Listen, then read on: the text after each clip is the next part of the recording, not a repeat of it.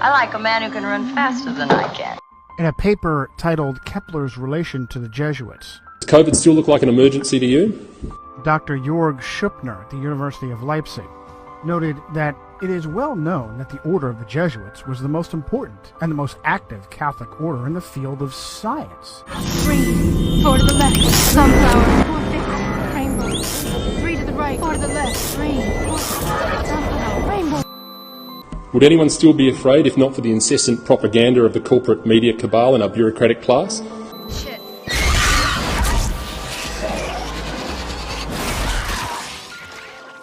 During the 17th and 18th centuries, one field of particularly intensive successful study carried out by the Jesuits was astronomy.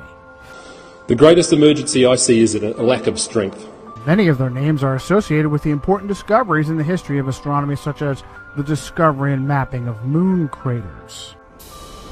What stopped you this time? And of course, the pattern continues with the lamentable World Health Organization. It is nearly impossible to list all the names of those who made serious contributions as astronomers or mathematicians. I don't know how to run a newspaper, Mr. Thatcher. I just try everything I can think of. While the White House is now pivoting to the monkeypox emergency without even batting an eyelid. One aspect of the considerable role the Jesuits played in the history of astronomy was their support of Johannes Kepler. And coming up next is the so-called climate crisis. Some of them stood in extensive correspondence with Kepler. Now, it was obvious to protesters like Luther and Calvin that something fishy was going on in Rome. I don't like cops. South Australia's Parliament recently declared a climate emergency with no real evidence.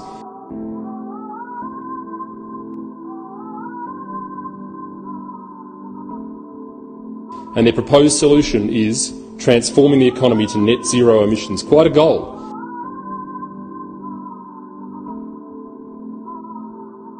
And the papacy needed plausible deniability while she rewrote our reality. How exactly it'll be achieved? Well, here's the spoiler alert. She was a hard-working woman, and it is not fair! Not fair, what you say! That propaganda was presented by Italian astronomer and mathematician Galileo Galilei, and it's absolutely fascinating what user-edited Wikipedia says. In the entry for Galileo Galilei, under the subtitle Galileo, Kepler, and Theories of Tides. It'll involve more government control over your life, restricting your ability to run businesses how you want, restricting your ability to buy what you want, go where you want, along with soaring food, fuel, and electricity prices. Cardinal Bellarmine had written in 1615 that the Copernican system could not be defended without, quote, a true physical demonstration that the sun does not circle the earth. People do strange and terrible things when they're afraid. They behave emotionally and look for people to blame. But the earth circles the sun. Galileo considered his theory of the tides to provide that required proof of the motion of the earth. Those who want rational debate and value freedom over the promise of safety are now labelled as threats to the public. Now, there's no link on the name Cardinal Bellarmine, which is unusual for Wikipedia. Maybe that's because Cardinal Bellarmine was Robert Bellarmine of the Society of Jesus. We saw this with people who refused COVID mRNA injections. They were called anti-vaxxers. One of the most powerful Jesuits of his time, who was canonized as saint in 1930 and named a doctor of the church. Conspiracy theorists, just for wanting transparency and not wanting to be locked in their homes. What's more, it is ludicrous to imagine that the Earth's supposed large mass doesn't pull the moon and crash into it. I'm sure we'll see that with climate lockdowns too. And instead, the magical force of gravity holds it stationary.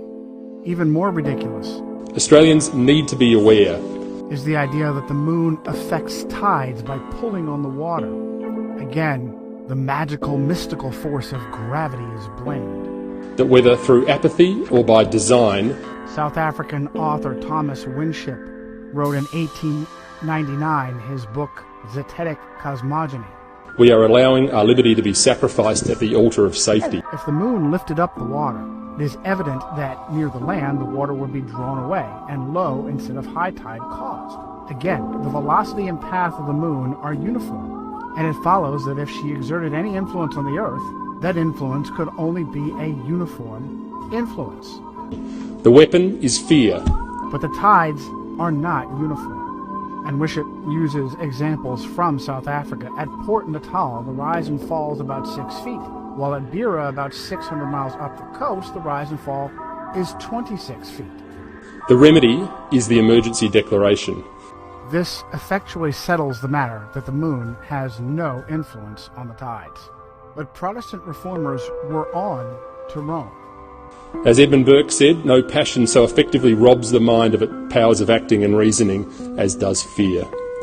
She knew she needed a smokescreen, and she provided it. Aspiring tyrants know this well and will continue to exploit it. Suddenly, history was rewritten, and rather than pushing with her own agents, like Copernicus, Kepler, Galileo, and others, to rewrite our cosmology, suddenly, the papacy was a defender of the flat earth. The game plan is to hold us in a perpetual state of emergency until absolute power is obtained. Well, just look what they did to poor Galileo.